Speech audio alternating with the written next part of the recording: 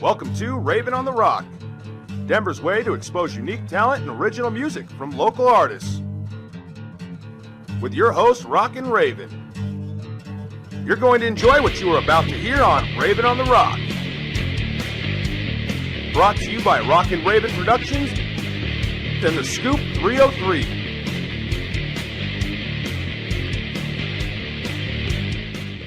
Hey, welcome back to Raven on the Rock.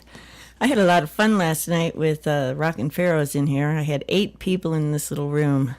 Man, did we have some fun. But I think we're going to have a lot of fun tonight, too, because I have Chris Love from the Remus Tucker Band, and I also have Bag Lady Sue. And my rib cage is already starting to hurt. She's only been here about 6 minutes. How you guys doing? Awesome. Good. Why can't I hear you guys? I don't know.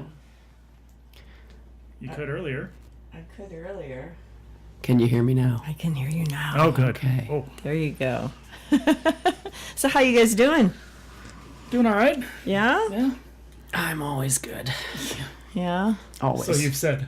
Shut up. It's just what they tell me. Although I'm a little rusty, so I'm not sure. Could have forgotten all that stuff. Hey. So Chris, tell me how did you get into the Remus Tucker Band? You're a bass player, right? I am the bass player for Remus Tucker, yes. Let's see, was it September of 2013, Remus called me because we had been in previous bands. And he said, we're looking for a new bass player as of after tonight's show or after this weekend's show. And I'm like, okay. He says, well, do you still play? I said, I do. And he said, well, why don't you come down? And that's how it started. I got introduced as the bass player that night.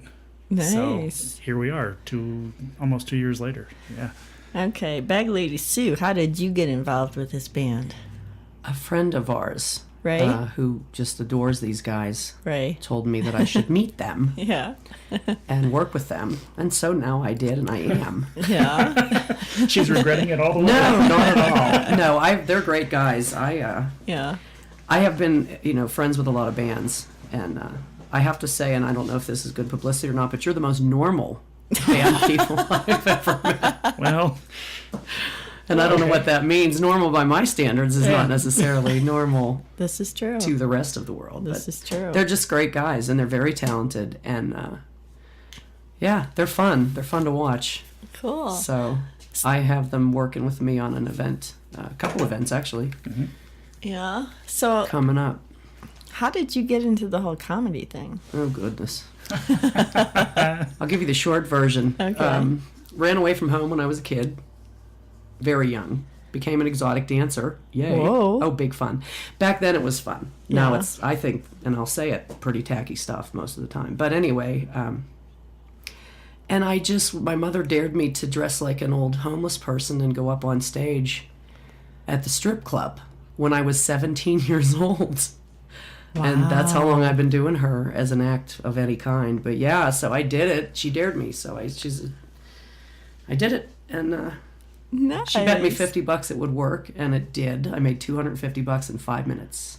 Wow. And I wasn't even good at it then. I just was silly. I just went to the thrift store, bought a bunch of crap, dressed up like one of the people I saw on the streets of Pittsburgh, and went in the Yeah. bar. And next thing you know, Is that where you're from, Pittsburgh? Yeah, originally. Miss it very much. Do you? Not the weather. Yeah. We're having some awesome weather, aren't we? I'm gonna get a tan tomorrow. So did the comedy just come natural to you then? Well, the comedy came later. I danced in Pittsburgh for years, and then Bag Lady got to be really well known. Guys would bring their wives, and back in the 80s, that was something that didn't happen. Right. And so they're like, the clubs aren't really sleazy and tacky. Come watch this lady. And next thing you know. And then I have a puppet show that I don't know if you're familiar with. That he's the finale of my comedy gig even today. And when I lay on my back after I peel off Bag Lady and pop out, Yeah. fluff the wig, whatever. And then I lay on my back, flip my legs over my head, and this biker puppet monkey-looking thing comes up. Yeah, she doesn't know much about who she's dealing with. not yet. No. And he kind of, puts powder on my butt and dusts it off with a feather duster and many other different little things that happen all over my backside. So you can't really see anything but this puppet and his arms and his head and my butt. Oh, how funny. So that got really really popular, and I was interviewed in all kind of magazines, and I got real sort of famous, I guess, if you would call it that. And then a comedian came in one night and said, "You're really funny," in a strip club. You're like really a comedian, you know. I mean, I did exotic, erotic dancing and different acts and stuff, but the bag lady Right. was just the bag lady. So, and he dared me to do comedy, so I take a dare. I guess you do. I can't resist a dare. As long as it doesn't hurt anybody else or me physically. And that was it. And then I did comedy and did that for about a year and stripped at the same time. So I had my stripper fans coming to see my comedy show, my comedy fans coming to the strip club. Oh, It was cool. Yeah, it was very cool. How cool. So you're opening for the Remus Tucker Band now, right? For No. this tour? No? know. Yes? We're kinda working together. Opening for her. Oh, okay. I guess. Well, you're playing, they play before me and after me. Or, yeah, after me, I guess. Yeah, It yeah. depends on the situation. I'll The try- band plays into the night. I try to get out of the way early so I can rock and roll with the guys, you know. Nice. not the guys in the band. No, I don't I don't crap where I eat. Thank you. So all the Remus Tucker shows from now on this tour, you're there. Mostly. Now they're gonna do some of their own stuff because I'm on tour starting. Well, I go to Alaska next month, and then I start touring off and on myself. Nice. You're gone this weekend too. Yeah, I'm going to Wyoming this weekend. To where am I going? I don't even know. Powell. There's 2 bars up there in Yeah, Wyoming. there's Friday night I'm in Powell at the Hansel and Gretel's. What a cool name for a Yeah. bar. And Saturday I'm doing a thing in Warland at the Community Center. With my Nice. potty mouth. I don't know. But they've already sold like 150 tickets, so in advance. Wow. Yeah, that's so cool. where are you going to be here next? That's really depressing because I haven't even booked anything locally, and I should. But I will be March and April, so it'll be on the website, but I think it's going to Okay. be another week till I Fair have all- play. Well, Fair Play in July. That's the big motorcycle rally that I just kind of bought into, called the Ladies Run, and a lot of Oh, people. yeah. I don't know if you heard of it. Yeah. Well, it tanked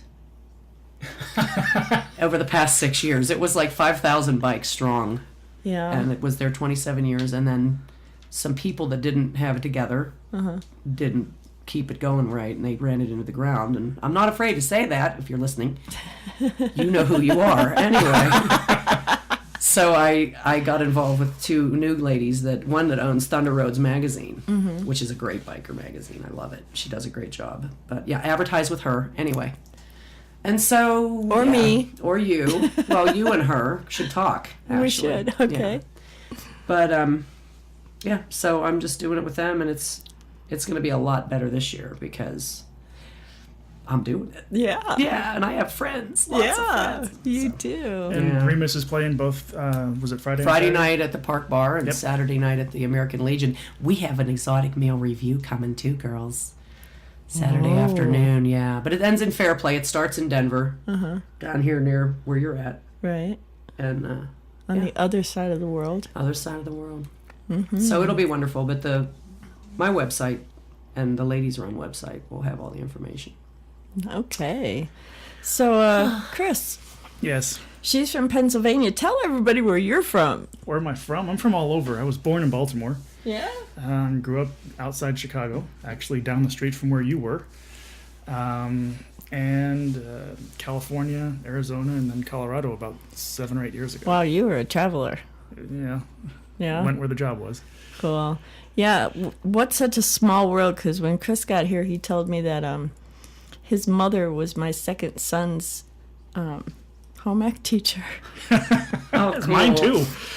Mrs. Oh, wow. Love, 6th grade at Marker. Out in Westview, yeah. Your mom was your own teacher? Yeah, that Or was Westview, fun. yeah. That must have been bizarre. It was. Miss, Mom? Oh, wow. Yeah, that'd be nuts. Well, and the first thing I thought of was Christopher's green pillow. I still remember that pillow. And he's like, yep, that was my mom. Really?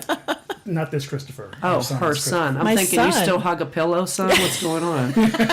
Don't He you have a... probably still has his from 6th grade. I didn't make a pillow. I made a stuffed Christmas tree. Oh, Yeah. nice. In home ec? Yeah. Wow. Very That's nice. how we learned how to sew.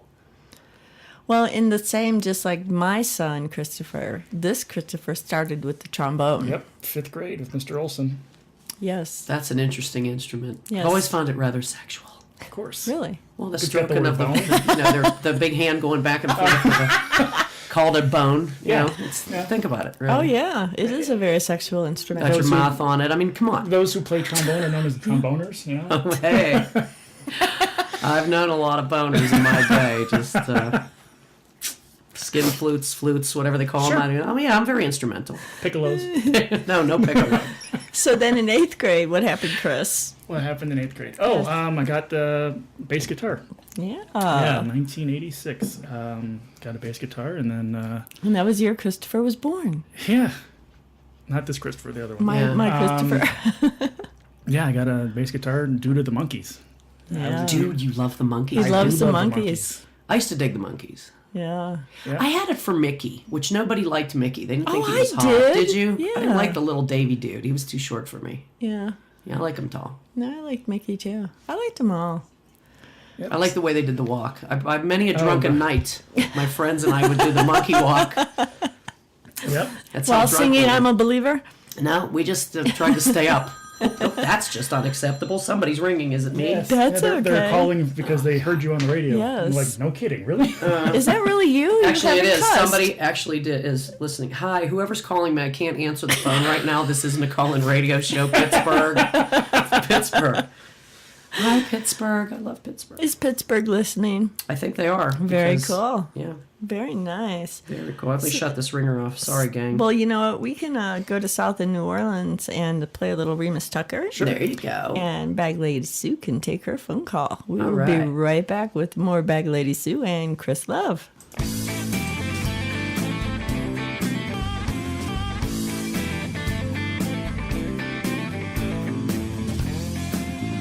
They all know me out west of Texas.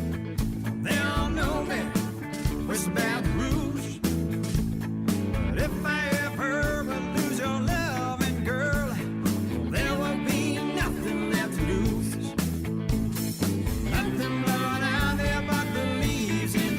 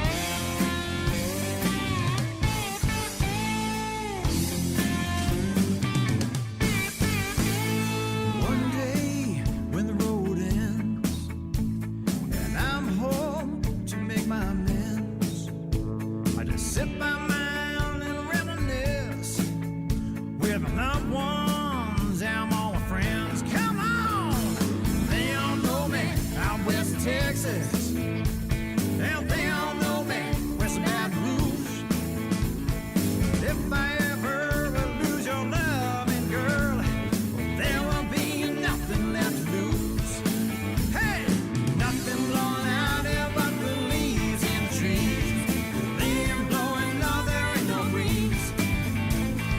Thinking about my Cajun people there, back home south of New Orleans. Yeah, back home south of New Orleans. Going back home south of New Orleans. Yeah, back home south of New Orleans.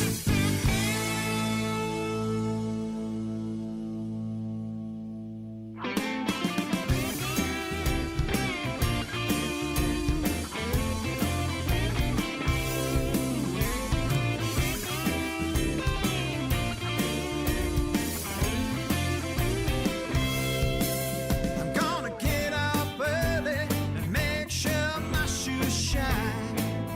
Oh yeah. Brush my locks and make certain I look fine. Oh yeah. I got a little secret I don't really want to share. No. If you see my baby, you're gonna see me there. Oh yeah, my baby loves the nightlife, the highlight rave, the honky tonk and rock and roll. My baby loves the nightlife, the highlight rave, the honky tonk and rock and roll.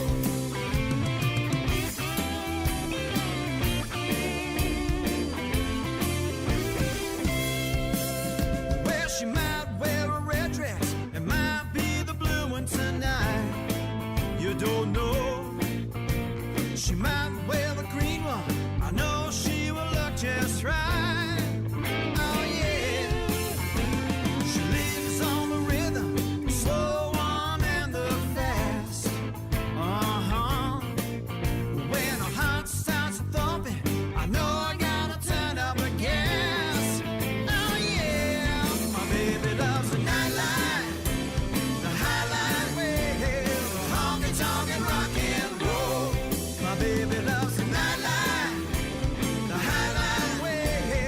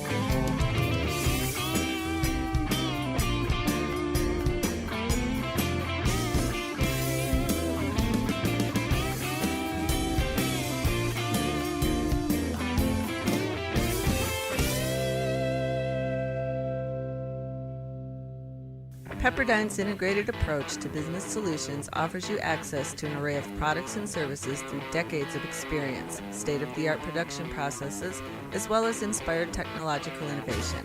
Whether your business or organization requires printed marketing materials, promotional ads, specialty items, commercial signage, stamps, or simply functional internal forms, their dedicated staff will provide the level of personal service and support your project deserves. Pepperdine's is located at 790 Umatilla Street, Denver, Colorado, 80204, or call 303-595-3663. Hi, I'm Kenny Lee. You're listening to Raven on the Rock. So we're back. We had a lot of fun while you guys were not with us. We did. We so did. I just figured out that there's a wire going up between my knees here. And she said that nicely. I did, and I'm sitting on a stool with my knees apart because my butt hurts from working out too hard today. Mm-hmm. And I just had this visual. You know, I do have one, and it has a cord on it because I think that battery-operated ones are just scary. You know, you get You a don't get enough pinch. power Well, if the battery goes dead, and you're screwed. halfway through. It's happened. Okay. Keep one on the side for rolling blackouts. Rechargeable ones. Huh? Just keep it plugged into the wall. You know, I never thought about that. That would be an invention. It would That be. would. Although it'd be kind of weird when people walk in your room and you see this thing sticking out of the wall. I don't care. Okay. Never care. Okay. Many people have peeked in my nightstand, pal. Let me tell you. Oh, God help us. So you were going to tell me, Chris, and I stopped you because that was our next conversation about your former bands. Tell me about that. Well, I started playing in, 91, 92 when I was in college. Played around Chicago area, Naperville. Then, other than that, nothing until came out here, and I played with Jimmy, who's the rhythm guitar player and backup vocalist for Remus. I met him through work, and he introduced me to Remus. That's how that connection came about. Yeah. But Jimmy and I and a couple friends got together, and we played out there in Longmont, and then hooked up with Remus once again and put together something called Radio Face. Mm-hmm. And it was other local people, Yeah. if you want names. Like, Sure. I know one of them. His name was Ken. I don't remember the other guy's name. And we played a couple shows out, and that went away relatively quickly, and not in a good way. There was a Little power action going on. little bit of that, and not to say I wasn't bitter, but I was for a while, and sorry. that's okay. And then started playing again with Jimmy and some of the other guys, and then Remus called me up and said, "Hey, let's do this." Nice. So we did. That's why I work alone. So, No band drama. Bag Lady, Yes, dear. dare I ask you, Anything. who have you played with before? Besides myself. Many people. I've actually, that's a really good question, because I've performed with, let's put it that way. I Okay. have performed, Just like videos. and I played with a couple of them too. What? Are there videos? There are a couple porn videos of me that I have never been able to find, and if you're Not listening, good. Dakota, you know who you are, and I'd like that back. Anyway, no, you can keep it. I remember it. The visual was fabulous. Anyway, so I played with Leonard Skinnard and Kid Rock and Hank Jr. and Bad Company and a bunch of country singers. One I would like to knock off his stool because he's a douchebag.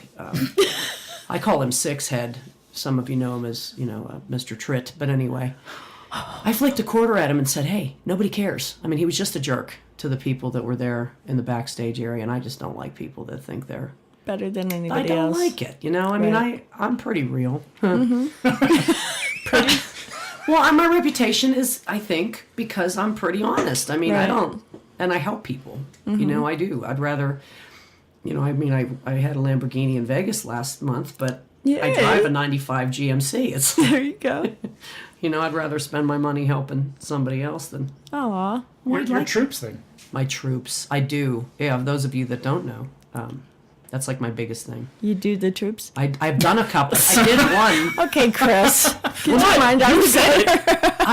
I send care packages to the troops, and I write letters, and I buy them Green Beans Coffee, Cup of Joe for a Joe, which is a great charity that I support because they send coffee, just a cup of coffee to these guys in the field. Aww. And they write you can write a letter with your donation, and they'll literally write you back. I have letters on my Really? website. If you go to my troops page on bagladysue.com, and you'll see some of them. There was one soldier that I hugged in Sturgis one night. It was the most touching letter I ever got. I get choked up every time I tell anybody about it. But I just really think that these guys don't get enough acknowledgement, recognition, Right. appreciation, whatever. And this guy was I think he was a Vietnam vet. And he was standing there, and he looked really sad. So I went up to him, and I gave him a hug, and I said, thank you, for everything. Mm-hmm. And he hugged me for about a minute, and then he said, thank you, and I walked away. Well, I guess 6 months later, maybe, I get a letter, and it says I was standing, you might not remember me, but I was standing, listening to the concert up in Sturgis, and this blonde girl came over and gave me a hug, and he said, I didn't know who you were at the time, because I was just off work, Mm-hmm. And he said, I had plans to do something really, really bad, like that was going to be my last ride kind of thing, and you really changed my mind, thank you. And he just said, still riding. Wow. Steve, I think his name was. But it's I put the letter up because there's just no way,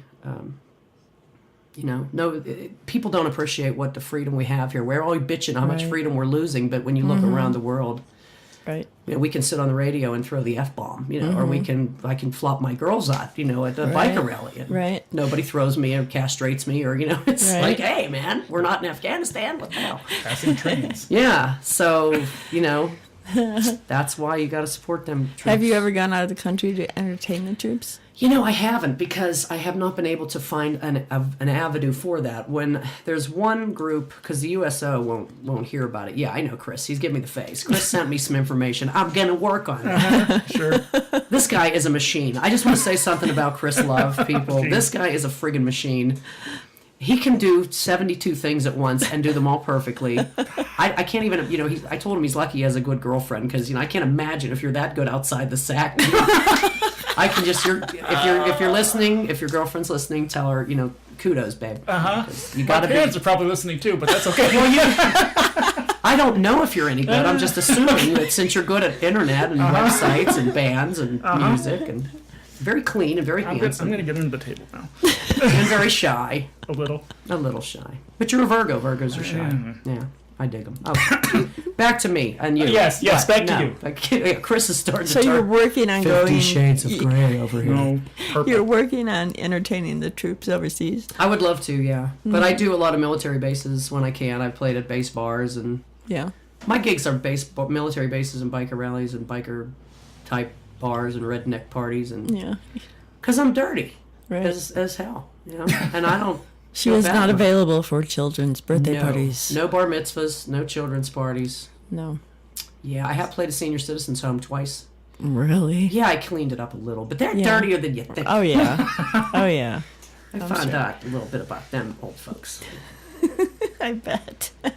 But yeah, I've been hit. I've been arrested. Because when I'm in character, I'm pretty believable. So people have, cops have tried to arrest me in Golden. In fact, Really? yeah, I was doing a promo thing, and this friend of mine who is a dirty tramp. Apparently, she went and told the guy at the pharmacy that she made me go into that I put something in my bag when I didn't. And I thought, I'm in character. I'm thinking, this guy's messing with me. You put something in your bag. I'm like, get the hell out of here. I'm yelling at him and walk out the door. Well, he had called the cops, and she's my laughing her gosh. balls off in the corner.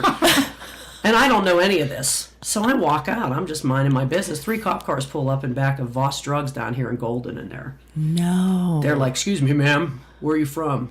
And I'm all in character. I didn't break character for a second. This was broad daylight. Oh That's my how believable gosh. she is, because in broad daylight, these 3 cops are standing there like totally thinking, who is this old lady and how can they get me to curb myself? And I was I'm going at their crotch. I'm like, oh, ain't you pretty? And I run down, No. yeah, oh yeah, I was in it. And How then long were you in jail? I wasn't in jail, but I was messing with them for a good 5 to 7 minutes, and then finally the big guy shows up because they didn't know what to do with me. So the sheriff boss hog shows up, and he's like, "Listen, you." I took my babushka off and my hat, my glasses, wiped off my teeth, shook out my hair, and went, "Listen, dude, I'm a comedian. I got hired to do a gig." And he's like, "What the hell?" Their faces all lit up, and they freaked out. Holy shit, yeah. So no, they didn't arrest me. Funny. I didn't get. I've never been arrested For that. for that. Thank goodness. Yeah, but it's fun. Now, do you ever do like the comedy clubs downtown, or? There's a whole hour of a story I could tell you. No, I'm banned for life from the Comedy Works because I told them, well, I can't say it on the radio because it's really bad. You told them stuff. Well, the guy that used to manage it, I won a competition down there when I first moved to town, and they were mistreating me. They weren't very nice to me, and I didn't like it, so I went in, and instead of doing the bag lady, I just walked in my street clothes, all dressed respectfully, and laid down on the floor and did the puppet. Well, the place went insane because they laughed their asses off. It was great. People went nuts, and the manager was a little short. I'd like to call him what I called him, but I won't. Guy. Had something to do with fudge and being gay. But anyway, it's... I don't even think he was gay. I love gay people. I didn't like this guy. So I kind of called him out and told him that when I make my first million, I was going to dump a pile of horse shit on his floor and stick my business card in it, and he could take his comedy club and shove it up his butt. That was the Comedy Works, by the way. Never needed them. Don't need them now. Not concerned. The improvs I've done, though. I like the improvs. Yeah. Yeah, but I never went back. I went back to see Bill Burr, who's just a dear man. Yeah. But I went in my street clothes so nobody recognized me. Oh. But yeah, I'm not a fan. Comedy clubs, a lot of them use, and I'm going to say it, they use their comics, their local comics, into the ground, promising them all kind of stuff, oftentimes, not always, but... And then these poor kids are still, licking comedy club hiney 10 years Right. later, and I'm making bank traveling around Alaska, Right. everywhere, and I'm looking at these kids going, you think the Comedy Works is going to help you? I don't think so. Right. Yeah. I mean, some get breaks, I guess, but yeah, I'm not I do comedy clubs once in a while, but only cool ones. Yeah. Yeah. Cool. Okay. Biker rallies are more fun. We're going to play a little more Remus Tucker, and we will be back with more Bag Lady Sue and Chris Love.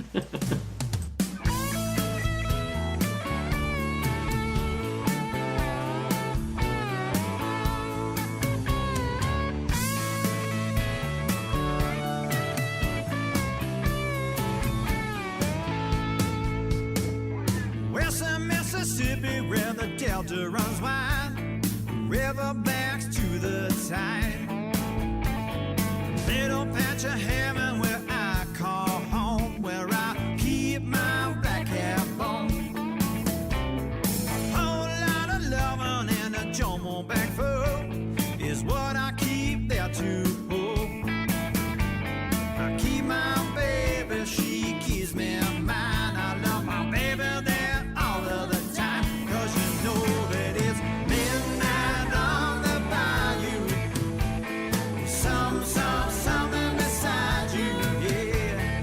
Midnight on the bayou. Midnight on the bayou.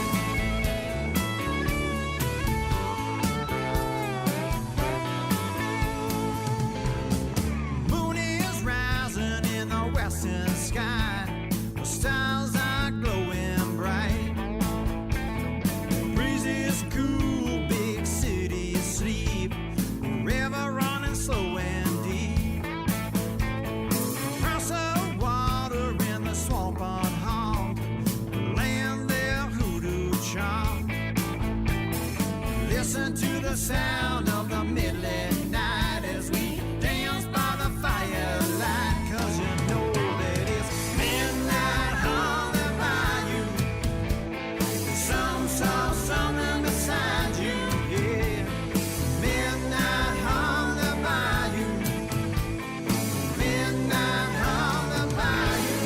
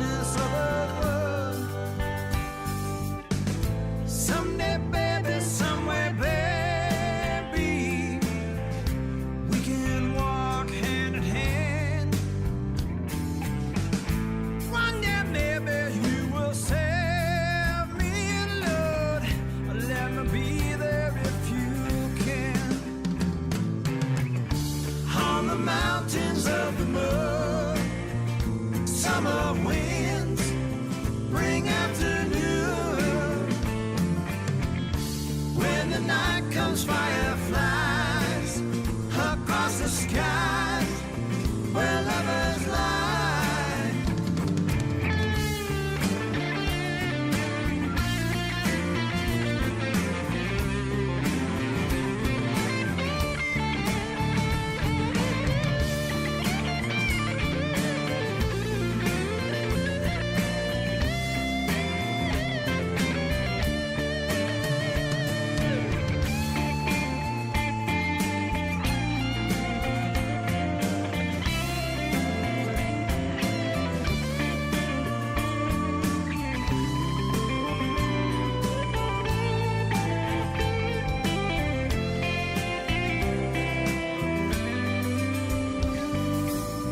There ain't no color for a love, babe, when looking down from up above. God will work it out for some now. All this life has just begun. Someday, baby, somewhere, baby, we can walk hand in hand. Yeah. One day maybe you will save me. I'll let me be there if you can. Come on. On the mountains of the world, summer winds bring afternoon. When the night comes, fireflies across the skies where lovers lie. Yeah. On the mountains of the world, summer winds bring afternoon. And when life ends and I die, I'll meet you there where lovers lie.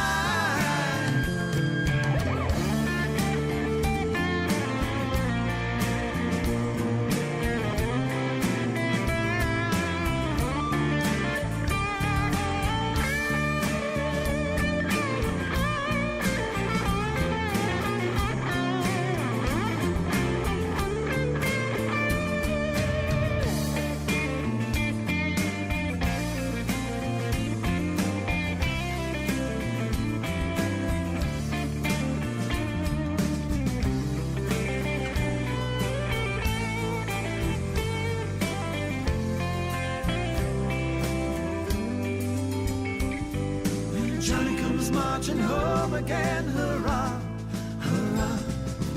Ooh, Johnny comes marching home.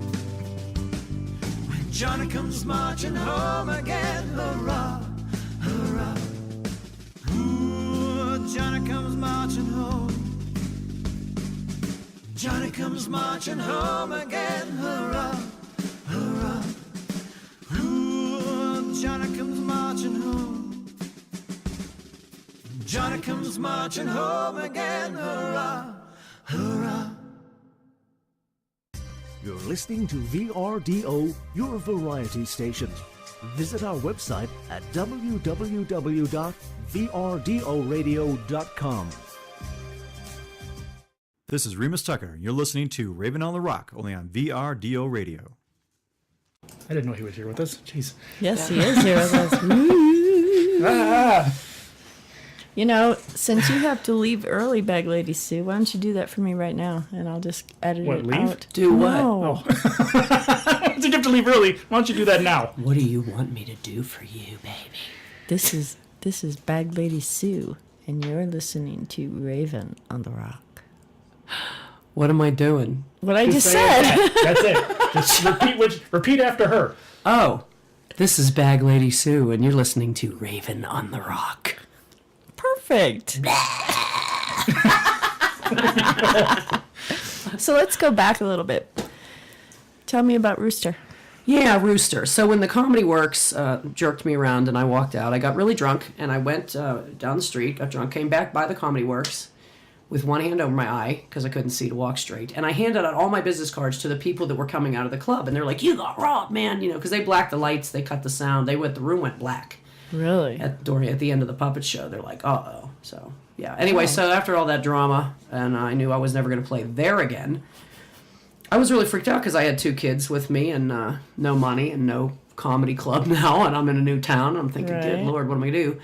So I went home and woke up the next morning with a phone call from this guy named Rick Roos, who I call Rooster. He used to own Rooster's Bar up on 120th, which is no longer there, sadly, best bar in Denver.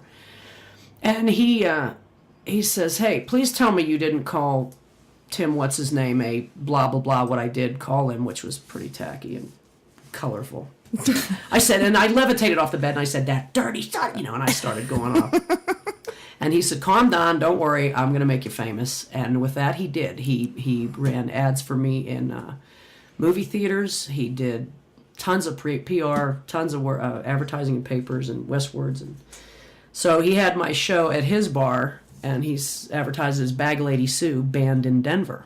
Nice. It was awesome. Well, when he called the Coors rep, the banner that he got came back and said Bag Lady Sue, B-A-N-D, in Denver. Like, who does this? So it looked like I had a band.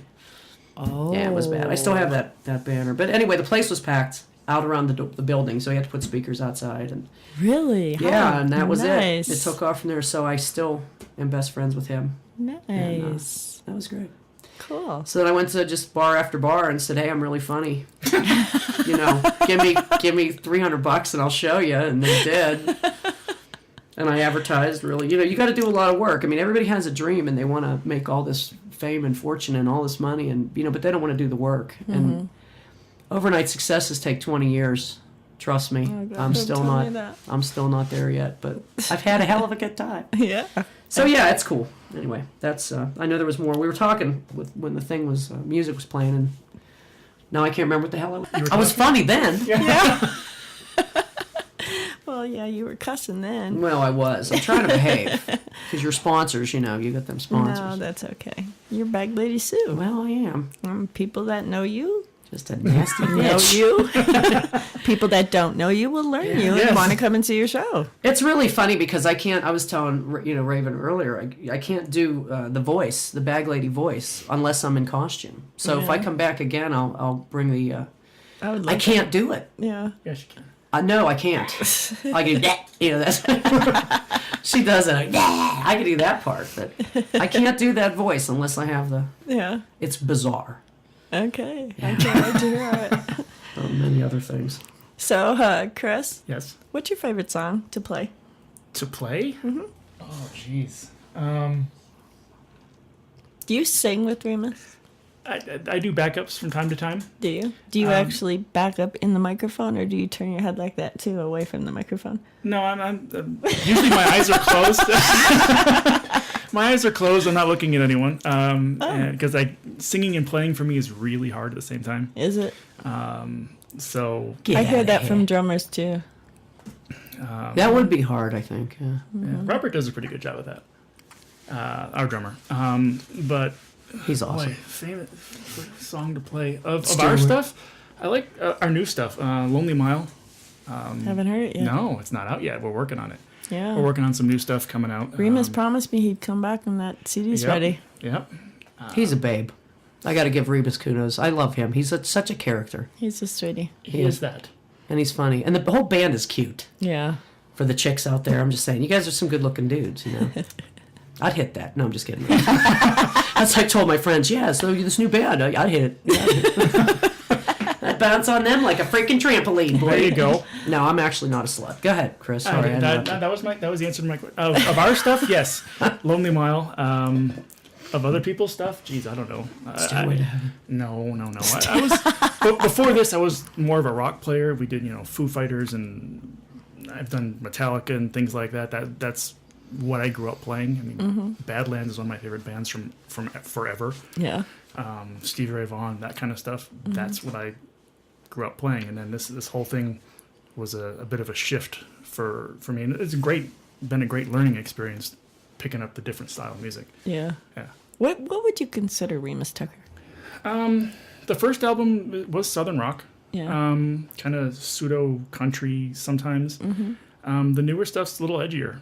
Yeah. Yeah, it's well, come to our shows and listen to it. I mean, we play the new songs when we play out, so you gotta Yeah. come check them out. Nice. Playing March in Greeley. Yeah. March, where is that? Something, Tank 21? I don't know. That was Remus's deal. Ah, okay. Yeah, Greeley, March 28th. 28th. I think so. If I'm not in New Orleans, I'll be there. Cool. I have to look now because I don't If even I know. have gas, I'll be there. I figure I do the I'll loan you website, some so I cash. should be able to remember when I'm doing these shows. But Well, RemusTucker.com, right? yeah, yes, RemusTucker.com. Thanks. Is the what? Because people are sitting there going, dude, what website are we talking?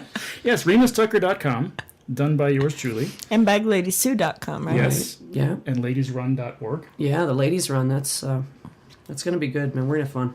Yeah, looking forward to that. So what's your favorite kind of music, Bag Lady? You know, honestly, I'm a redneck. Are So you? I'm a country. I love country. But I tell you, my favorite band of all time is Enigma. Yeah? Yeah, because I would say if you can't get laid while you're listening to Enigma, you got a problem. That is the sexiest lovemaking music. You were listening to that on the way up here. Yeah, bondage. Is that We're why you talking were late? S&M tunes. Yeah, shades of gray shit here. She had to okay? pull over, right? Yeah, Maybe. yeah, rub one out real quick. You know, I always keep napkins and whatever. Yeah, I love Enigma. It's sexy. Okay. If you haven't listened to them, Yes. you know they've never played live. No? No, they've done movie background It's music. hard to get all those monks together. I would imagine the chanting monks, though.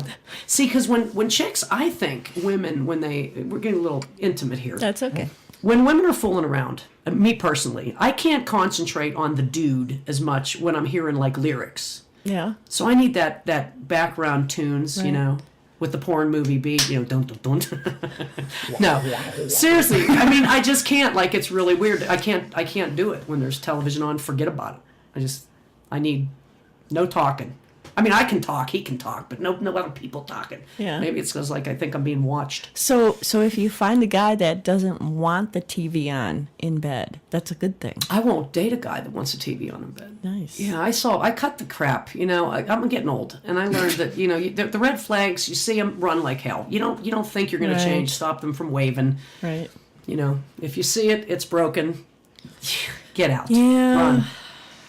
You know, I mean, everybody's got crap. I think that's damaged. Right. You know, but if you know, people stay in crappy relationships way too long, and I may be considered evil, but I don't. I'm out. It's like a car.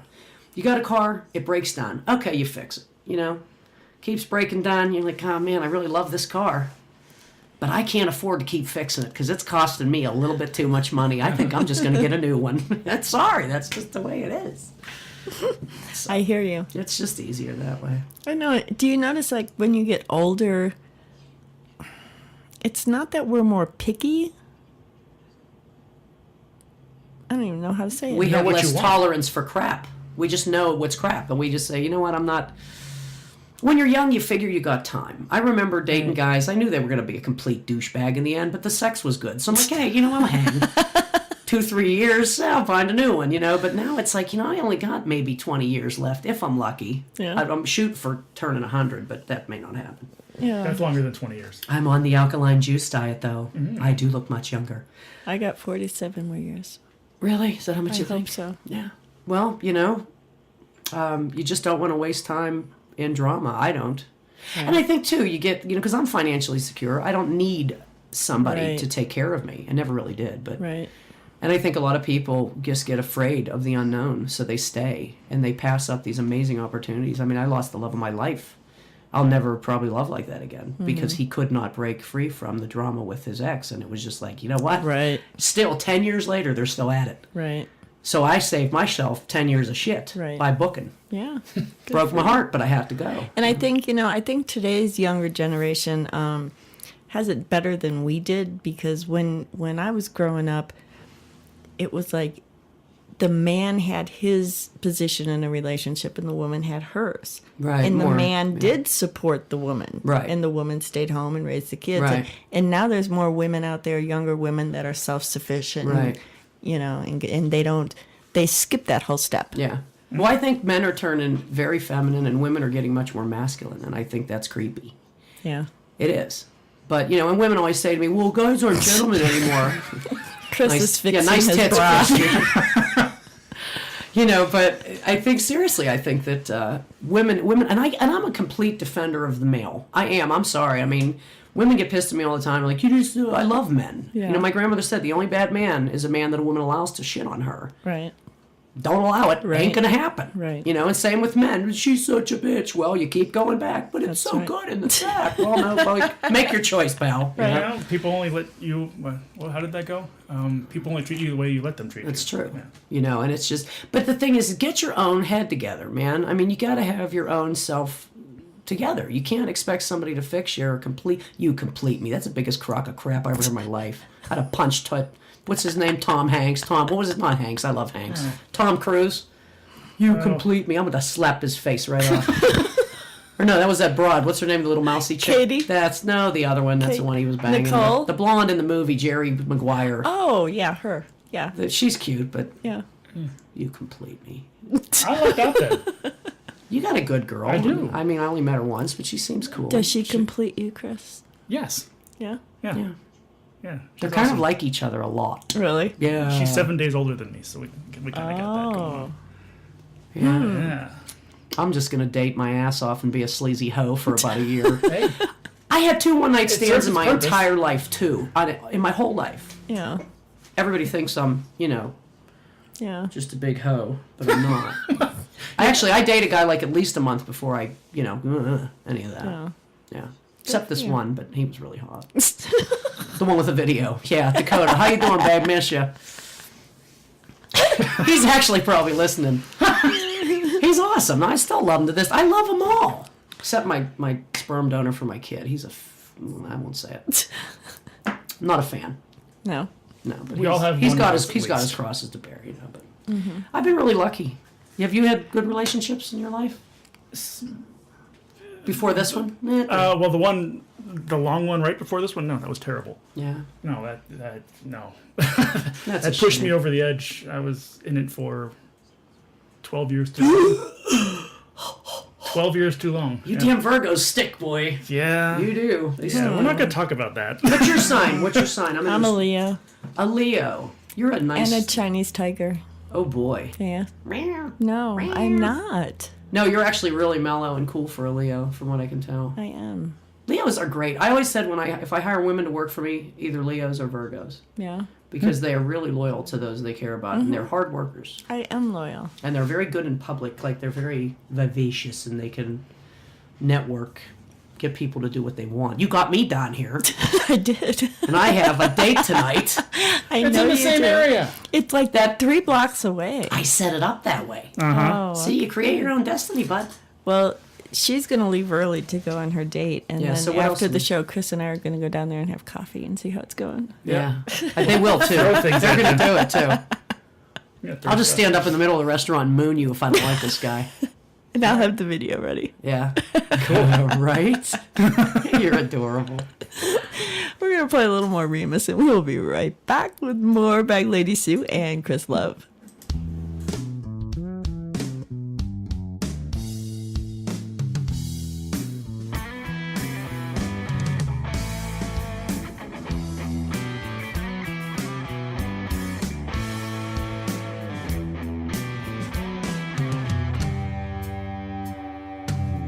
Gonna make it home by the dinner bell.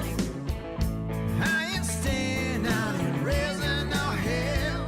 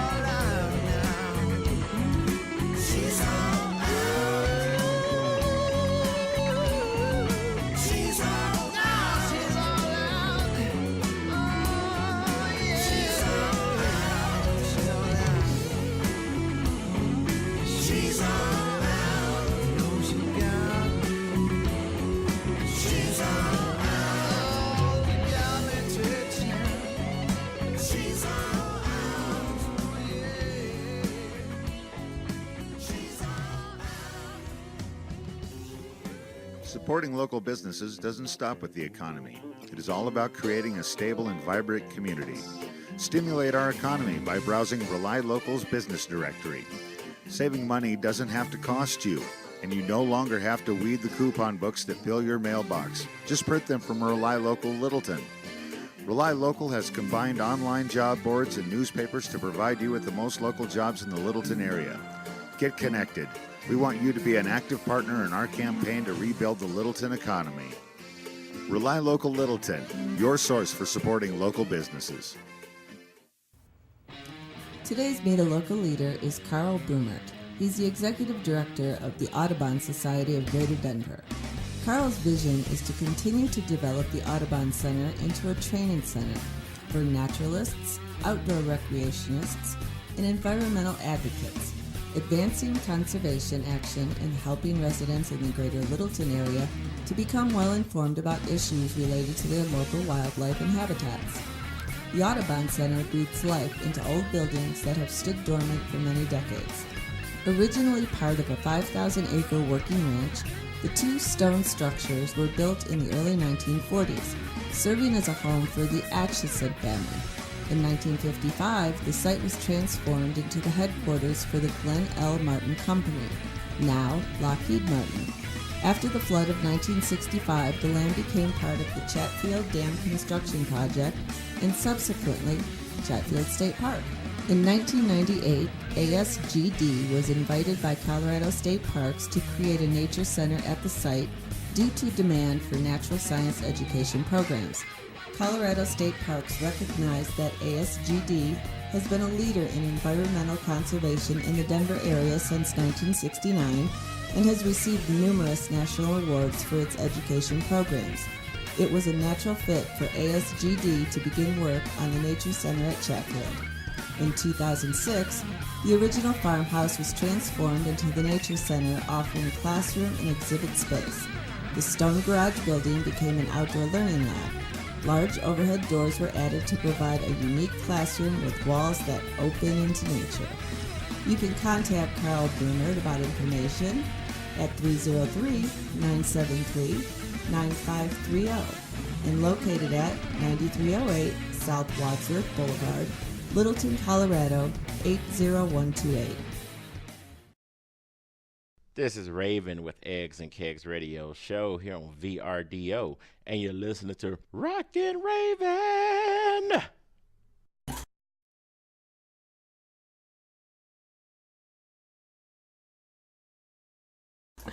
Okay, we are back with Bag Lady Sue and Chris Love. We're having way too much fun. We're having way too much fun. So what do you guys think of the Denver music scene, the comedy scene? Do you think, what can we do to make it better? Hire Remus and Bag Lady Sue a lot more than you do now. Yeah. How do you like that? That's the same thing the Rockin' Pharaoh said last night. Hire us. Yeah, and we'll make it better. Well, I don't, the music scene, I'm limited on that. I don't go to, because I'm touring all the time. Right. So weekends when there's bands, I'm on the road in, East Bumscrew, Alaska, doing whatever I do. But I don't think there's, there's a lot of good clubs. I tell you what I do not like about Denver music scene is they really try to suck the life out of their bands. They expect a lot for nothing, these clubs. And I know that they say, well, if the band doesn't promote the band, it's you don't ever ask an entertainer to play for free. That's like somebody going to the bar owner and saying, hey, come be bartender at my house for nothing for 4 hours. You know what I mean? Right. And a lot of these bands out there, and I'm going to say it to all you guys, any entertainer, if you go in for nothing, you're cutting everybody else's throat.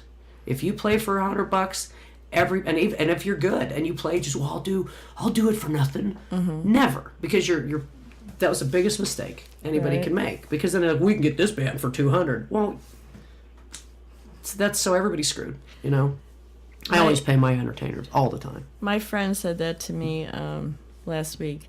Chris, you talk about the Denver music scene for a second while I find it. Oh, okay. Let's see. Denver music scene. I don't get out much. Yeah, we're not the people to ask about that. I play in other states. So to make the Denver music scene better, we have to get people out more? Is that what you're saying? Well, yeah. make it worth the band's while to actually play. I mean, when you can sell your tickets and whatever and whatnot at the places that do that, and you wind up going home with $30 for the entire band. I mean, that doesn't cover the cost of gas for us to get down there. Right. I mean, what happened to the days where, they'd buy you drinks?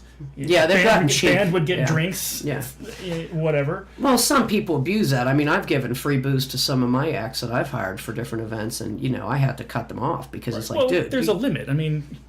Well, that's why some of the bands, they should give them at least 3 drinks apiece. Yeah. Helps get up there on stage. Yeah. I mean, I don't know. It's a really hard thing to nail down, but... No, there are some really, really good local bands. We've played a couple like audition type things where there's a band all day and you go and you play your 3 songs and then they go to the next band, right? Things like that. And there's some really, really talented people. Now, I was talking to Rockin' Pharaohs about this last night. Do you feel that when you try to book a venue, and the venue looks at you and says, "How many people are you bringing?" Mm-hmm. How do you feel about that? Do they do that to you too? Okay, no, I can say something, and a lot of people aren't going to like this, but I bring a shitload, and I'll tell you how. My ass is on this. I may be a comedian for an hour, but I'm on the internet 3 hours a day promoting my stuff. I answer all my email personally, which sometimes I get 1,000 emails in a week, and I'm answering. I'm on Facebook. I'm pushing that. I'm putting flyers up, and flyers are huge. If you are in a band and you're doing a gig and that whole neighborhood and that whole area within a 5-mile radius isn't wallpapered with your flyers, then nobody's going to come. These bars hire bands to bring people in. So I get it. If the band isn't doing the legwork, it's called show business, people. Business. Right. I mean, I don't know, that's not... And you can see the bands that are getting paid are out there. They're the ones that everybody knows them on the internet. Everybody sees their flyers and sees them in Westward and interviews. And I'm a press whore. Do you think the venue should advertise too, though? Absolutely they should. I mean, it's not all up to the band. And these venues, they don't want to run an ad with Westward or Scooter News or You or Singles Entertainment or what is that, Motorcycle Riders. Too bad, pal. I mean, what do you want? You can't get blood from a rock. Right. And everybody wants something for nothing. And it's just, I didn't get to making $4,000 a week because I'm an idiot. Yeah. Because I just show up. I mean, I do a lot of work, so. Yeah, we're going to have lunch. Yeah, for real. Yeah, we do. I mean, I was in Hustler magazine, showed my boobs. You know how much raise I got after that? My fee went up $1,500 across the board. Yeah, that's not me, though. I can't do that. Well, no. I didn't show the vagine either, folks. Sorry, don't go looking for it. It's on the website, actually. Yeah, I never even... the ad. My ad. I know. My article, my Hustler article is, in fact, on my website. Thank you, Chris. Nice. By the way, Chris did my website. If you need web work done, Chris Love. Yeah, dude. there you go. Yeah. He's got his fighting... Yeah, you make sure you talk about that. I'm going to get there with it. You're just a badass. I found it. My friend told me last week, if you don't value your work, neither will other people. Exactly. Right. But you have to do the work. You have to wallpaper the town. You have to... I used to drive around with bagladysue.com on my SUV. Yeah. I mean, I stenciled it on with, sticky paint, Yeah. And it didn't... And my church was interesting. I used to be into the Christian thing, and I'm still all about, believing in whatever I believe in. But I'd go to church, and there was bagladysue.com on the back of the truck, and that was right around the time when I had that Hustler article.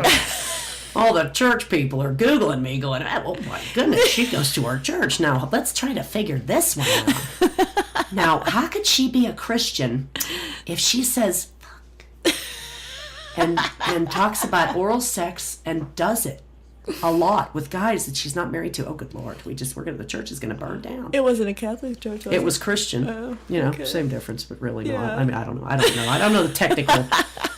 all that. It's like, Jesus was real. Yeah, I get it. The Bible's been altered a million times, just like the note you pass around your classroom from one end to the other. Right. It's nothing against it, but we all have a right to believe. That's why we're Americans. Right. We can believe what we want.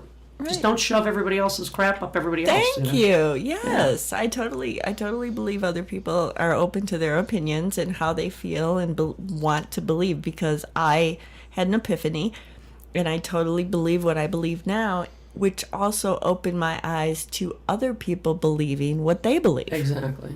Yeah. Yeah, and I'm not shoving it down people's throats. And My dad was so funny. My dad was Lutheran. My mother was Catholic. And whenever the Jehovah Witnesses would knock on the door, my dad would invite them in. Now, you got to understand, our punishment as children was to sit at the kitchen table and listen to my father talk for 3 or 4, maybe 5 hours. And he would always start back when he was a young kid. Back in my day. So he would invite these Jehovah Witnesses in and pull out the Bible and sit there for 3 or 4 Oh my goodness. Yeah. They used to come to my old house. Yeah. I'd show up at the door in like Daisy Dukes, cowboy boots, and a real low midriff cleavage shirt. Hi, coffee? Well, and the funny thing is, my sister and my niece and nephew are Jehovah Witnesses. Yeah, I mean, I'm all about it. Like I said, they can drink wine in excess, but nothing else. Okay. The thing is, here's the bottom line: nobody knows the truth, and you won't know till you're dead.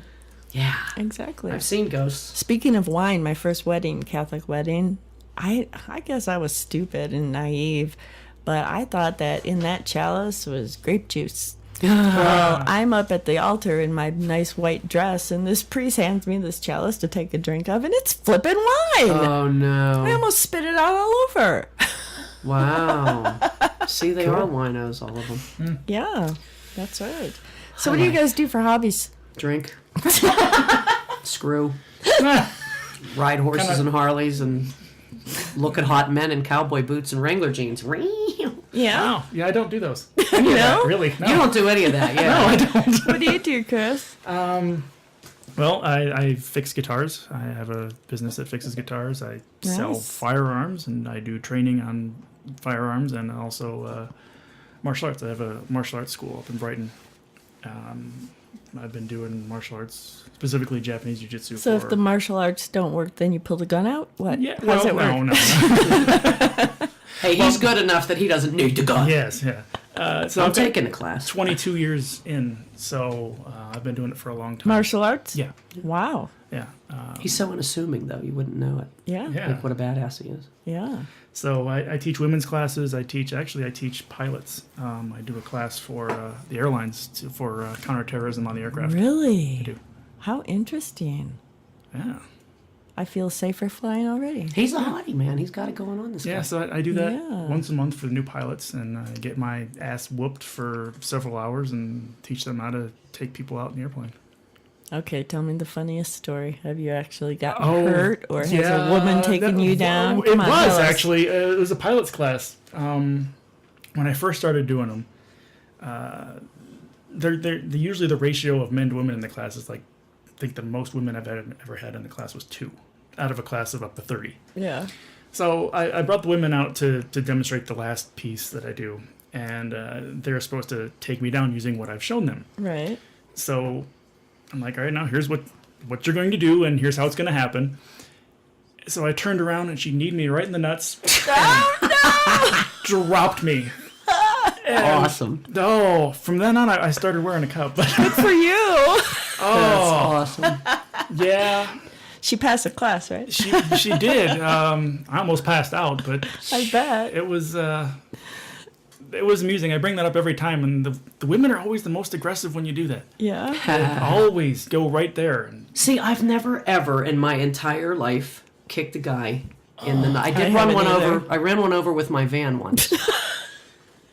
But well, I've let's never. see. Huh? That's the weirdest feeling to run a body over. Like it's just crazy. The show is live. Are they still looking for you? No, they're not. No, Okay. he actually called and apologized. He was hanging on my door, wouldn't get off. We leave the titty bar at night. I'm like, dude, I'm not going home with you. Get off my van. Everybody's out in the parking lot looking right at it. I had a million witnesses. He wouldn't get off, and I said there was a big V8. I said, if you don't get off my van, I'm gonna take off. And he wouldn't get off. He says, no, you won't. Boom! And he slid underneath the back tire and boom, like speed bump. Whoa. Yeah, I was kind of like, holy crap. So I stop, I look out, I'm like, is he alive? They go, yeah, get the hell out of here. So I took off. And he called and apologized to you. He did. He went into the hospital. He had a little bit of damage, not too bad. Big old Chevy window van, It was the back end. There was nothing in it. It was unloaded. So. Right, luckily. Yeah, he called. He says, Bags, I'm really sorry. I was really rude and drunk, and I apologize. I'm like, well, good for you then. You're lucky I didn't run over your head. I just, yeah. But no nut kicking. So go ahead, continue, Chris. Well, I don't even know what I was saying. You were talking about getting kicked in the nuts. Yeah, that was enough. Made you a little dizzy, did it? Huh? It did. Well, yeah. That's just wrong. Poor thing. It worked.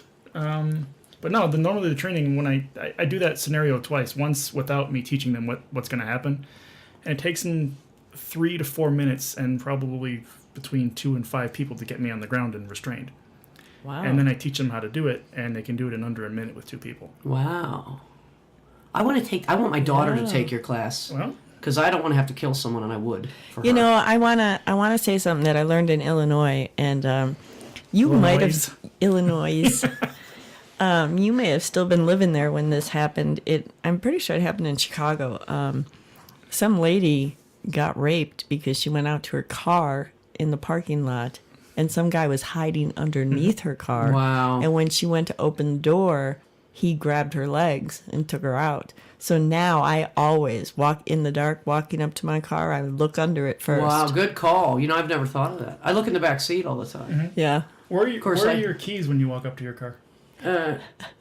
In my, I don't know. Yeah, not in your hand, are they? No, they actually are. Really? Come to think of it, yeah. Yeah, they are. I'm pretty careful. The next break, I'll show you my keys. No, I have to go. No. Yes, you do. I do. She has to go on her date. Yeah. I'll We'll have see to you come later. back and talk again more yes. about Yes. stuff. Yes. Okay. You need to talk about this awesome I know stuff this that class you do. that I'm doing on the I March 7th. I want to do it. Concealed carry class. Cool. All right. You know what? We're going to say goodbye to Bag Lady Sue. Thank you so much for coming in. It was You're so welcome. fun. I wish I could stay, but You got to come back. I will. We'll have lunch. We will have lunch. Bye, everyone. Thanks for listening. You guys rock. All right. We're going to Support play your troops. Remus Tucker's Snake in the Grass. We will be right back with more Chris Love. Woo.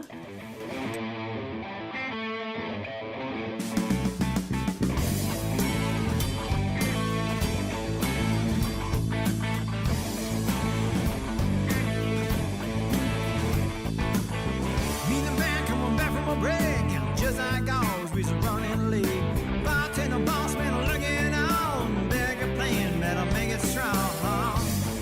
Let him find out.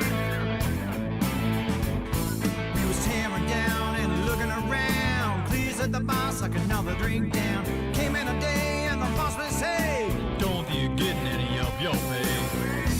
This is what happened to you. It's on the boys." Oh, just took the bartender now. I took the boss. Get her on the bounce, man. And look like a toss. And come a dog, man. Man, I can count. He's all looking to find another way out. 'Cause there's a snake in the grass. And we better haul ass. We won't be coming back. No, this here is our last. We know where we're coming and we'll know where to go. All elbows and assholes right out the door. Yell to the bartender so long and God bless. I know what to do when there's a snake in the grass.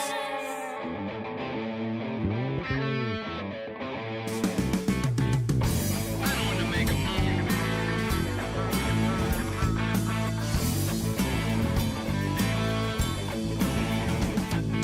Grab down gear, I'm packing my stuff. Here come the man, I almost cried. Looking around for a place to hide. Ain't gonna have this room's too wide. Who's gonna get paid? Here comes church.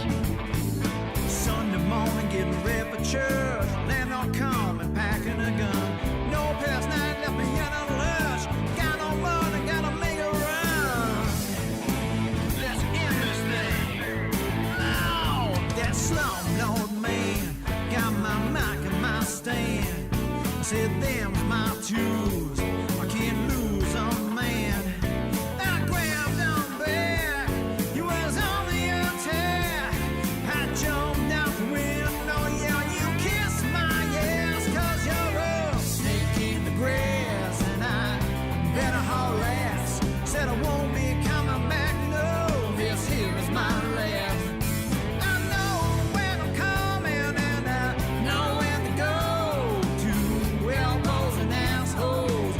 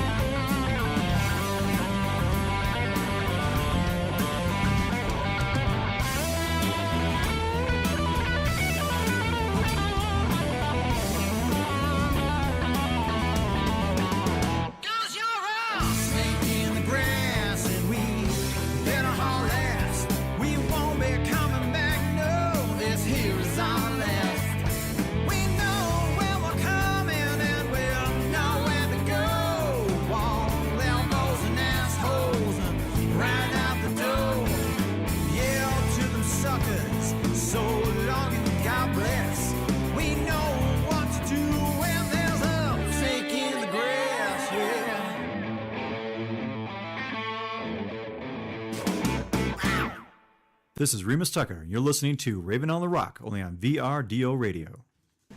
All right, we are back. Mr. Chris Love is still here. So tell me about this am. class you're doing. Oh, the concealed carry class. Yes, it's a. I'm a certified firearms instructor, and we've put together this class with Fast Defense. They do adrenaline stress training. They're very well known in that world. What does that mean? Adrenaline stress. They teach you how to do the techniques that they're working on, and then they do them at almost really close to full speed with an adrenaline dump in your body. So someone's shouting at you and running at you or attacking you while you have to, in this case, pull out an airsoft gun and get shots Right. from this person. So the first part of the class is me teaching firearm stuff, safety, legality, and then we go to the range and shoot for a little bit. And then the second part is you get attacked. They teach you the moves and everything that you need to do. And then you get attacked by someone, and you have to actually draw your firearm and put shots on. And it really makes you think how that's going to work for you.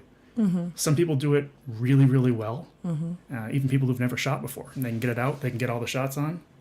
The threat's eliminated, and you move on. And it's really a fantastic class. Okay, but what if... Oh, what if? Well, I'm a what if person. Okay. What if something happens where you think you're getting attacked, but you're really not? Look at him looking at me like... Yeah. Would a reasonable person believe that they're being attacked? Okay, here's me, okay? Me, 5'2", 98 pounds right now, walking down a street in Denver all by myself, and this happens to me at Herman's Hideaway. If I can't, I'll go to Herman's Hideaway like 2 or 3 hours early for a show, just so I could park in front. Because there is no way I'm leaving that club at midnight and having to walk 3 blocks to my car. Because the place a couple doors down is a little creepy? A little creepy. Well, and just walking down the street at night in the dark, I'm a girl, you know? If somebody came up, if I'm walking in my car, I'm going to be freaked out already. Somebody came up behind me and tapped me on the shoulder, I'd turn around and shoot his ass if I had a gun. Well, see, we have other classes for that. I do self-defense classes. Right. See, I would not be a good person to have a gun on. Then at least you know that. Right. So self-defense class might be more your speed. I mean, we do attacks from the front, from the rear, on the ground, things like that. It's about a 3.5 hour class. I've taught that the last couple of years. Me and Lori wrote that. Nice. Okay, now let me ask you a question. Yeah. This is a joke, though. Okay. Have you ever watched Friends? No. You never seen Friends? Nope. Oh, you're killing me. Okay, so you can't picture this, but those of you out there who watch Friends will know what I'm talking about. Rachel and Phoebe took a defense class, and Ross started talking about unagi. Okay, it's awareness, being aware. Where Rachel says no, isn't that eel sushi, yeah. right? But anyway, so Ross tries to, he hides behind a curtain and he tries to scare the girls, telling them this self-defense class is not going to work for them. Okay, although it is. Ross ends up going to their instructor and saying, what would you do if you were attacked? And the instructor says, well, you do this. And Ross says, no, what would you do? Because I tried attacking these 2 women. And have you ever had somebody come up and say, well, how do you counter attack this attack? In my regular classes, we do that. Because what if somebody's attacking you that has taken your class? Well, I'm the sorry. teacher. No, I'm the teacher. What I was always told from my teacher and his teacher is the teacher always keeps 2 things for themselves. Okay.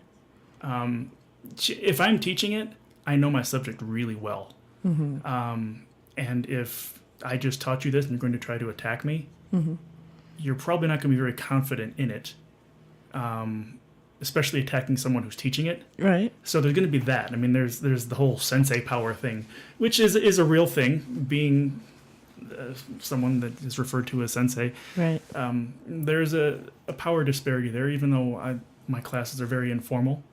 I don't have them call me sensei, and just call me Chris. That's who I am.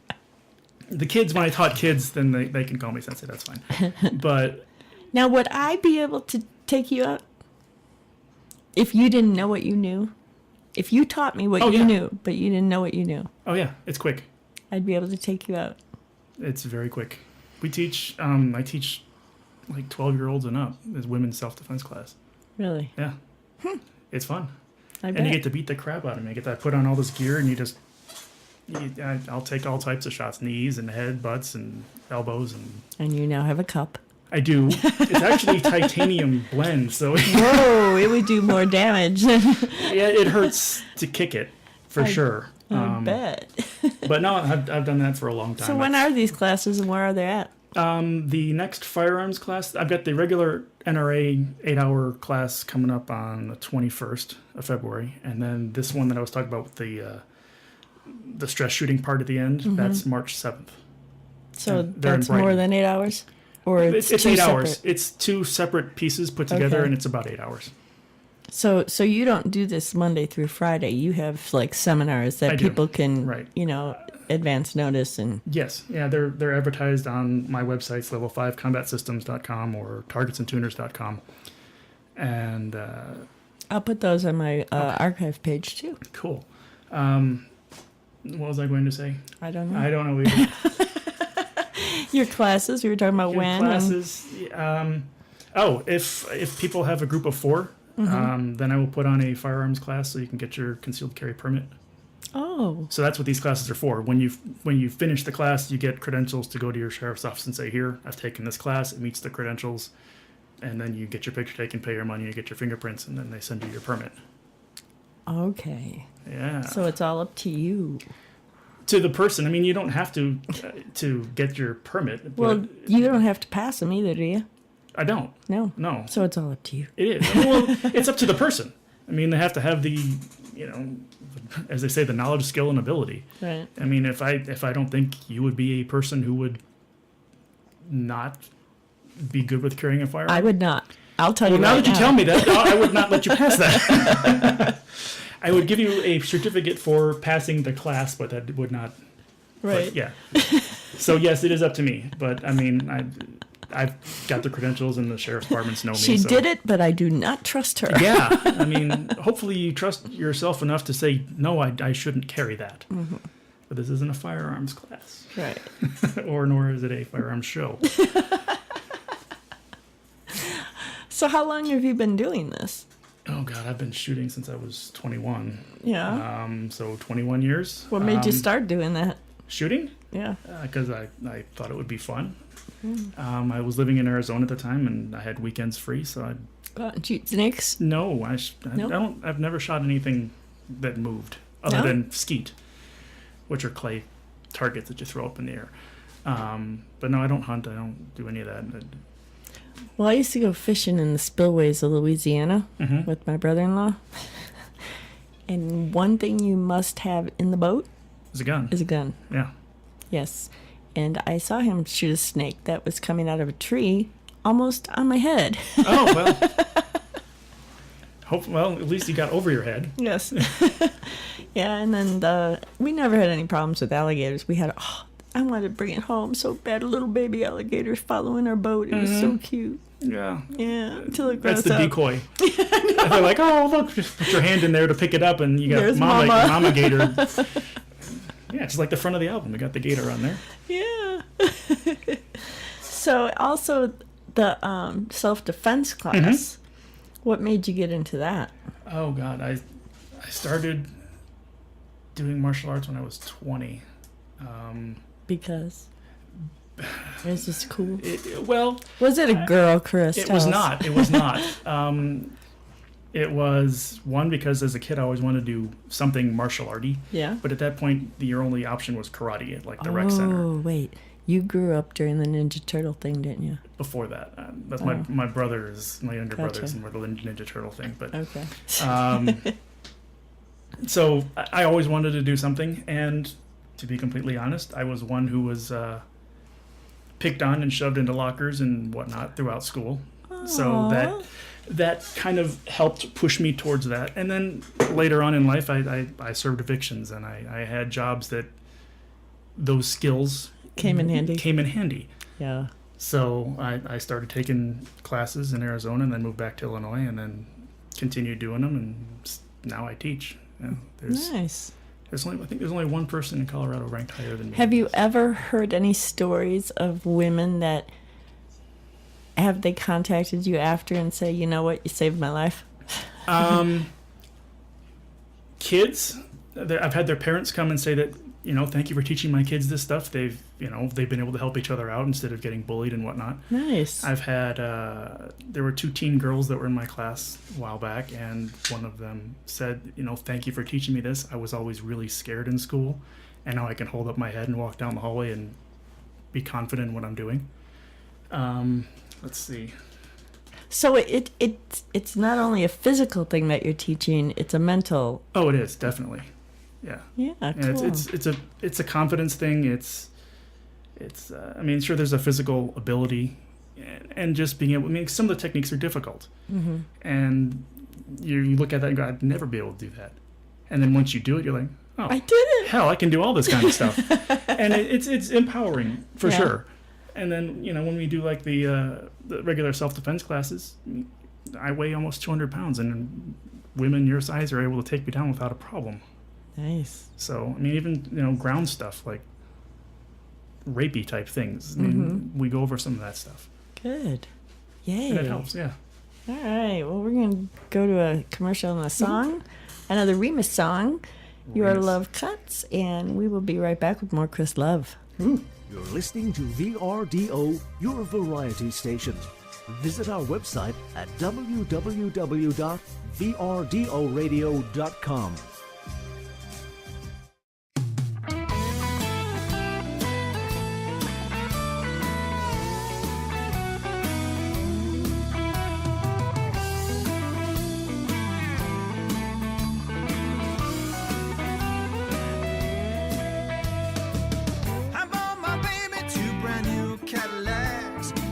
Sorry, honey, gonna have to take them back. I can't be seen in those in front of all my friends. I'm thinking about a gold-plated Mercedes-Benz. I took my baby on our first-class trip to France. She said there's just one thing, yeah, you need to take a chance. I know you love me, but you haven't pleased me yet. We need to take a limo out till private jet, yeah. Your love cuts me like a knife, cuts me like a knife to the bone. Yes, it does, say. Your love cuts me like a knife, cuts me like a knife to the bone. I love my baby, wanna keep her satisfied. She said she really loves me, will till the day I die. Here's our proposal, hope you don't take it wrong. Could we bring Cletus? This is why I wrote this song, yeah. Your love cuts me like a knife, cuts me like a knife to the bone. Yes, it does, say. Your love cuts me like a knife, cuts me like a knife to the bone.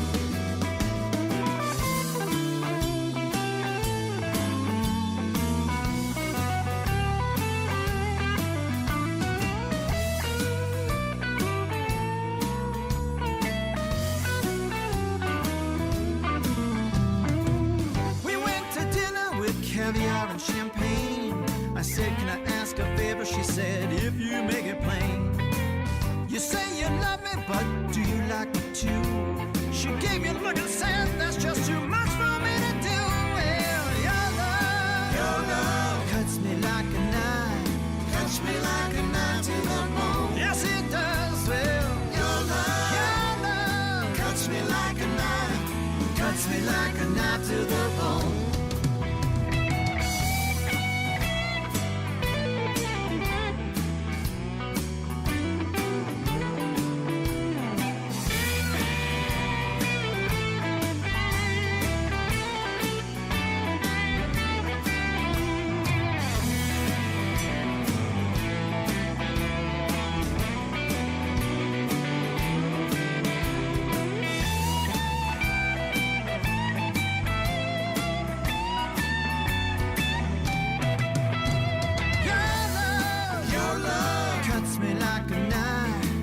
cuts me like a knife to the bone. Yes, it does. Says your love cuts me like a knife, cuts me like a knife to the bone.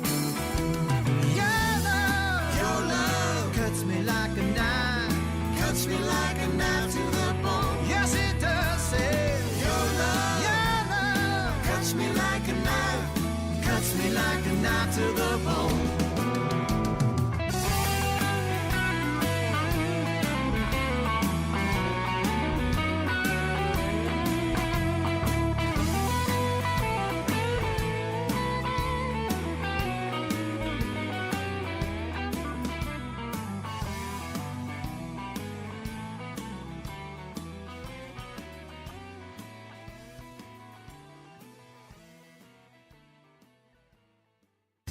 Oh, your variety station.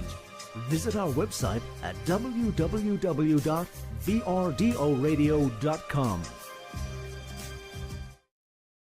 Live from the mile-high city of Denver, Colorado, it's Raven's Eye on Global Talent with your host, Rockin' Raven, keeping her golden eye across the state, across the country, and around the world to bring you the best talent possible.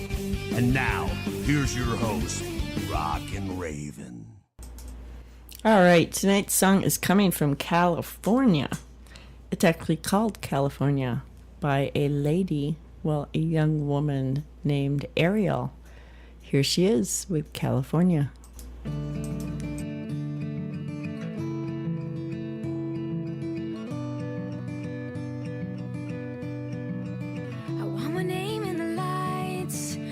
Swim in the sky, be the only star at midnight. Before I knew it, I was lost, didn't count all the cost. Now I wonder if I'll ever even make it out alive. I've been chasing dreams, but they're chasing me in the city of angels. I can't sleep, 'cause I'm trading scars for that concrete star, and I can't find the sunshine in California.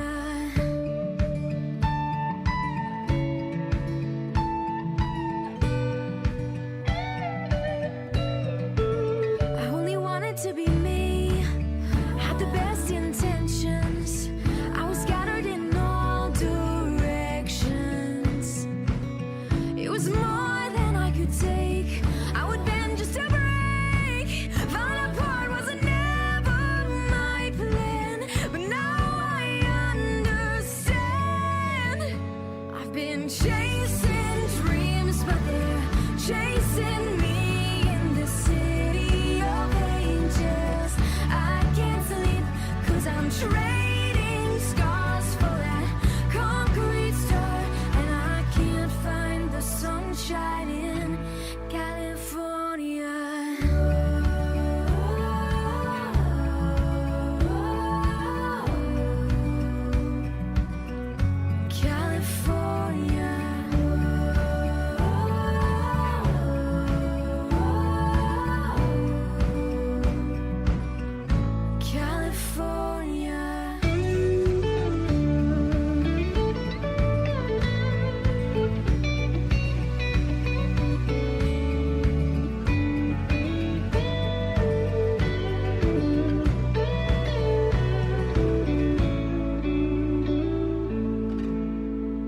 I want my name in the lights.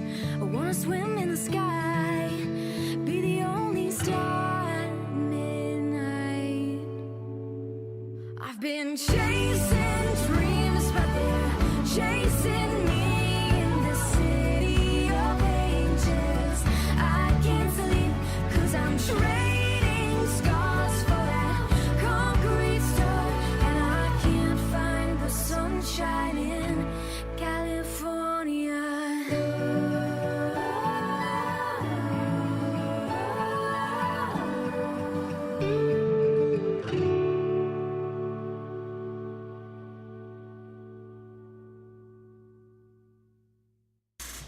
Okay, we are back with Mr. Chris Love. Yes. So, who has influenced you? Well, first of all, let's talk about music. Okay. Who has influenced you, like when you were younger? Oh, they mentioned the Monkees. I know.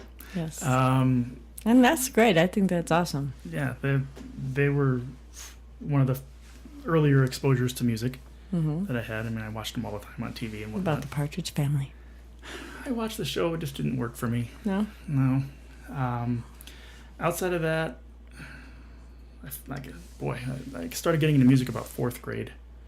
And then it was, whatever was popular at the time. What's now, the 80s classic rock, I guess, is what I was listening to back then. Tommy Two-Tone and all that kind of stuff. Then high school, I was into, Ozzy Osbourne and Metallica and Megadeth, things like that. Wow, you went from the Monkees to Megadeth. I know. You're Still just love all over Megadeth. the map. Still love Megadeth. They're so angry.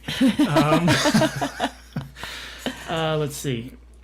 Blues, Stevie Ray Vaughan, Tommy Shannon, his bass player was fantastic.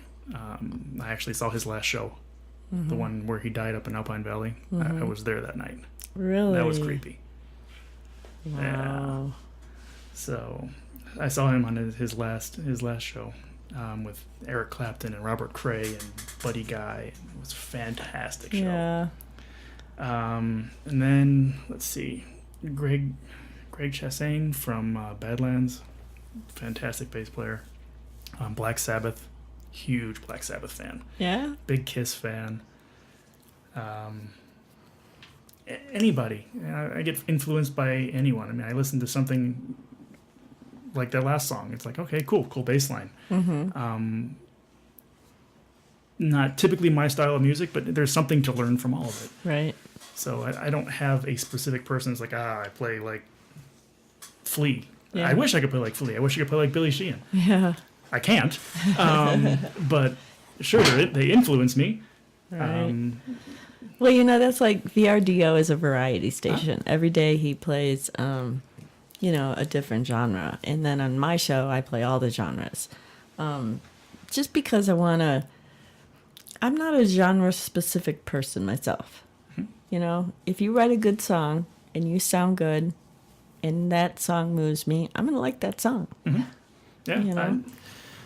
I listen to anything from, I like classical, some of the new age type stuff. Yanni? No. I saw his thing at Red Rocks. That was cool. John Tesh at Red Rocks was cool too. Not my mainstay of what I listen to. You know how Bag Lady Sue was talking about she cannot have sex while listening to music with words? Yes. Well, I was a wedding planner for 27 years, and I actually did wedding cakes. I could not do a good job on my wedding cake unless I was listening to Yanni in the background. Interesting. Isn't that funny? Huh. It's how your brain works. Yeah. And when I did homework and whatnot back in the day, you had to have music on. Music was always on. Yeah. Yeah. Mostly so I could not have to think about my homework as much. But then when I got into grad school, that didn't happen. I couldn't have anything because that was more writing papers all the time, and it just no sound of any sort while I'm thinking. Well, you had mentioned you like blues, so I'm going to have to send you the link to the Hornbuckles because Great. you're just going to love Michael. And Brian too. I'm going to play my bass just like him. Cool. You know what? You're going to hear Brian Hornbuckle play his bass, and then you're going to have to get a pedal like that and try it yourself. Yeah. Okay. I have pedals. Got a flange? Yeah. Yeah? Oh, yeah. Ooh. Yeah, then you can do it. Cool. Now I've got all kinds of stuff. A number of Wow. basses and fretless basses and amp cabinets and all kinds of stuff. And since I build them, I've got all kinds of everything. Right. So I play guitar. I played guitar forever. The other band you were talking about that you were in, what kind of music did they play? The first one that we did performing with was cover band. We played anything from Kiss to John Cougar. Oh. Yeah. Some BTO. We actually did Beastie Boys. Yeah. Yeah. There was one or two originals that we did.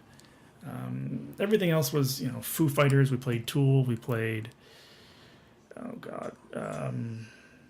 anything of the heart, what was the Nickelback? I actually think there was a Nickelback song in there. Creed. Yeah. Things like that. So of the other, Black Label Society, huge fan of them. Yeah. So it was edgier stuff that in the bands that I've done. So Remus, this is the first time you're doing like a Southern rock thing. Yeah, yeah. Yeah. Yeah, it's fun. Yeah. It is. And the whole writing process and coming up with our own material, that's it's interesting, and it's a different feeling playing something that you wrote and helped create than somebody else's. Right. I mean, it's difficult to play someone else's stuff and do it well, but this is our stuff, and I mean, however we sound doing it is us, because we wrote it. So it's a different feel, and I like it. I like it a lot. I was thinking about this, and I don't think when Remus was on the show, I said this to him because I hadn't realized it yet. I think I realized it on New Year's Eve. They're all originals, except I am going to play Can't You See? Oh, cool. In a couple minutes, because I love how he does Can't You See? It's just like his own take on it. But usually when you go see a band that does originals, they have to grow on you, The first time I saw Remus at Toad, I loved every song. Excellent. I mean, it's rough being an original band because it's hard to bring people in. Right. Because people who, it's like, want to come see our show again? You gonna play the same stuff? Well, yeah. Yeah, it's our stuff. How many times have you seen your favorite band? I mean, you like Pearl Jam, you've seen them before, right? Right. 3 or 4 times? Did they play the same stuff? Right. Yeah, they did. When you were young, did you wear out that Ted Nugent album? Yeah. Ozzy albums I did, for sure. Yeah.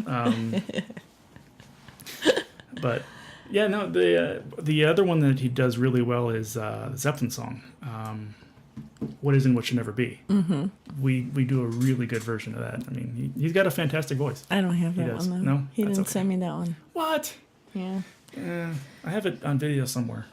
Do you? I do. Cool. All right. Well, we're going to play a little Can't You See by Remus Tucker Band right now. And when we come back, Chris is going to tell us all about the upcoming shows again. Cool. We will be right back.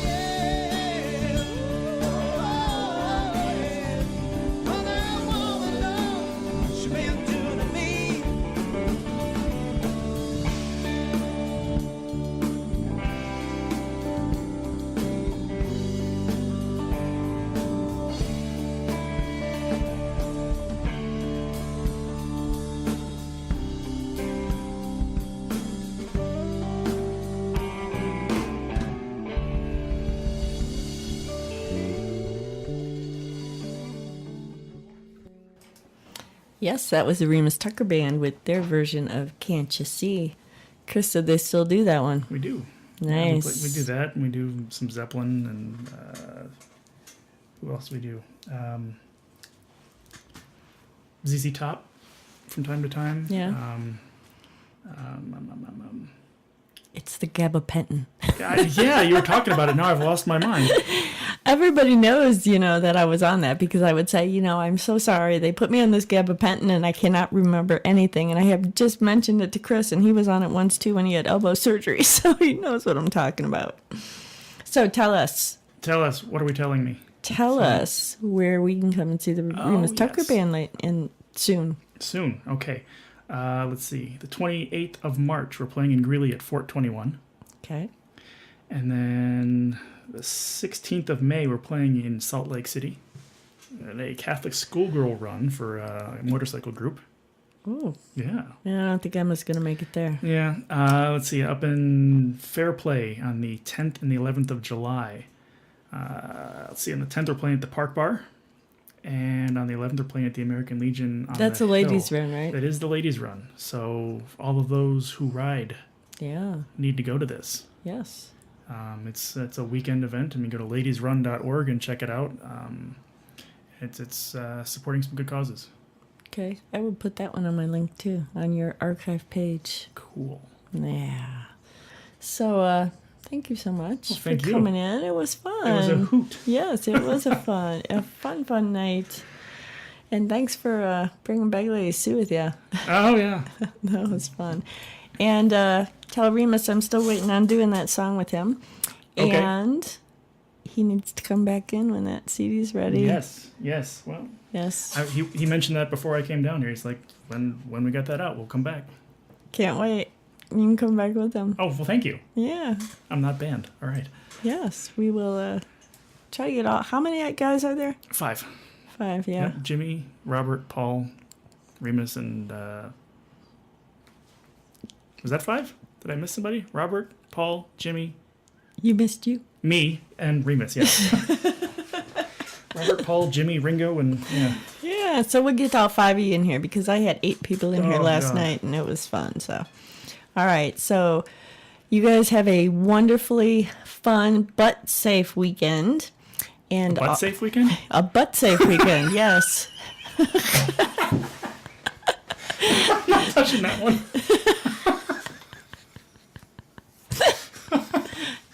Don't do drugs and have safe sex, right? Sure. All right. You guys have a great weekend, and you will hear me Monday, I hope.